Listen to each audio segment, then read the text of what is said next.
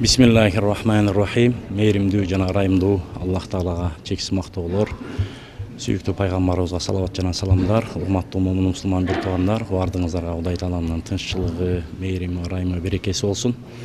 Бүгүнкү жума күн баарыбызга куттуу, берекелүү болсун. Мына ушул жума күнгө утурлай Кыргызстан жерибизде азыркы жакын күндөр болуп өткөн зилзалага байланыштуу ошол жерде Туркияда жана Сирияда кайтыш болгон бир туугандарыбызга бүгүн эскерип, мына ошолорго Кыргызстан боюнча Кыргызстан мусулмандар диний башкарманын демилгеси менен хатымы Курандар окулуп атат жана салаваттар 1542 хатымы Куран окулду, 4444 салаваттар. Мына ушуларды багыштап, мына ошол жердеги мусулман бардык бир туугандарыбызга, момун мусулмандар бардыгы бир тууган деп ошо жүрөгүбүздөн биз да сызып, ошол кайгыны биз да өткөрүп атабыз.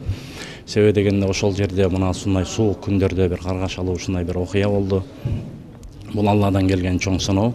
Мына ошол сыноону биргеликте мына ошол жерде мусулмандар менен биз мусулмандар четте калбайбыз бул нерселерден. Биздин мамлекетибиз да четте калган жок. Өзүнүн жардамын, өзүнүн куткаруучуларын жөнөтүп атат.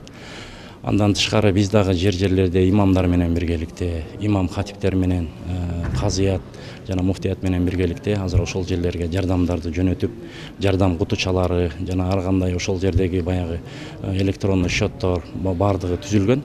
Мына ошол жака колубуздан келген жардамыбызды биз дагы берели деп, Кудай буйрса бүгүн ошол жума намаздарда ошол нерселерди бардыгы элге жарыялап, ошо имамдарыбыз менен биргеликте ошол бир акцияны ишке ашыралы деп турабыз. Жерлерде ошол баян болот бүгүн ошол жакынкы болгон окуяларга байланыштуу жана ошол жерлерде бардык өткөндөргө хатмы Куран окулат, собу багышталат. Ал эми ошол жерде жарадар болуп, же болбосо кээ бир туугандарыбыздын ошол жерде сөөктөрү табылбай атат, жакындары табылбай аткандарга бардыгы сабыр канаат тилеп, ошолордун ооруларына тез айыгып кетсин деп, жарадарлар болсо, ооруп аткандар болсо Кудай Таалам шифасын берсин деп, бардыгыбыз баягы момун мусулман бизде динибизде айтылат, эгерде бир адамдын бир жерине тикенек кирсе бардык денеси ооруйт дегенде, биз да ошо жүрөгүбүздөн ошол нерсени өткөрүп атабыз да.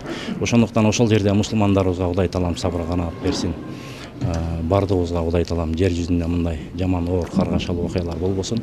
Муну Кудай Тааладан келген сыноо деп, ушул бир сыноодо бардыгыбыз чогуу биргеликте ошо жардамыбыз менен, дуабыз менен бири-бирибизге көмөктөшөбүз деп, ушул жакшы иштерди бүгүн өткөрүп атабыз, Кудай буйрса.